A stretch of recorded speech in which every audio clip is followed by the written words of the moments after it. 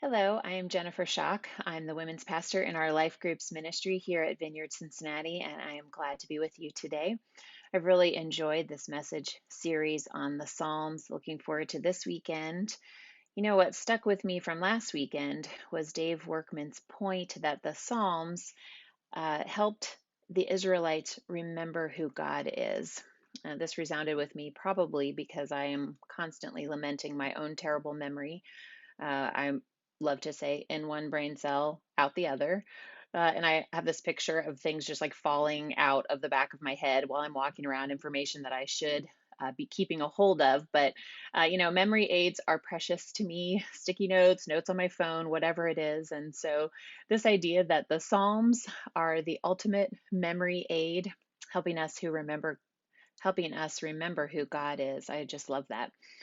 So, as we actively remember who God is, who He is as revealed in His Word, we will find such encouragement, such hope. Taste and see that the Lord is good. That verse is from one of my favorite Psalms, Psalm 34. I was looking in my study Bible just to get an idea of where Psalm 34 fits in the context, and it's in book one of the Psalms. Most of those are attributed to David.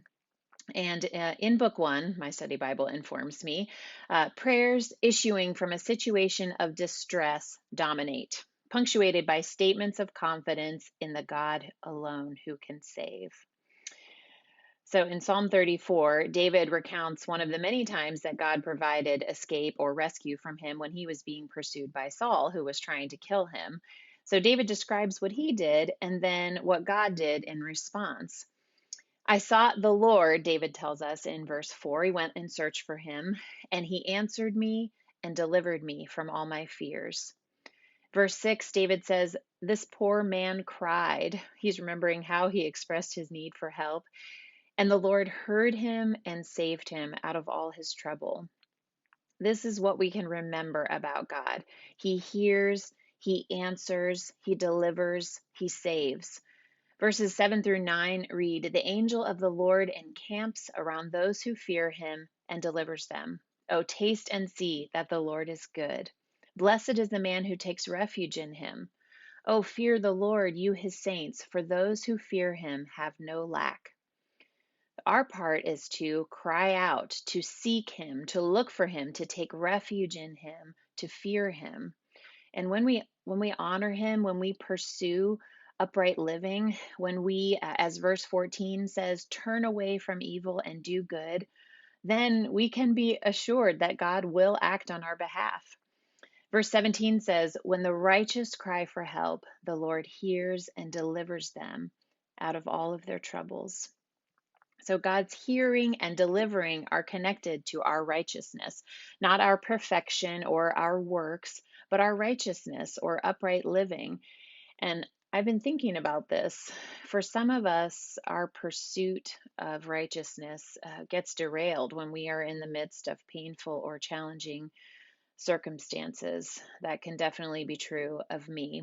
I love in 2 Timothy when it says, if we are faithless, he remains faithful, for he cannot deny himself.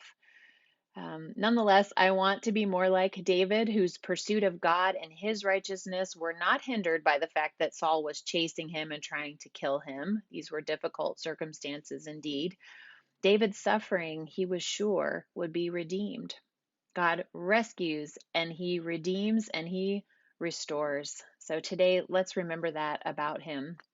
Let's remember who he is and what he does. Psalm 34 serves as an invitation. At the very beginning, David says, I will bless the Lord at all times. His praise shall continually be in my mouth. And then in verse 3, he speaks to the people of God. Oh, magnify the Lord with me, and let us exalt his name together. So let's speak of his kindness and his generosity today. Let's tell how great he is. My prayer, God, is that your praise would continually be in our mouths because you are good all the time. All the time, God, you are good.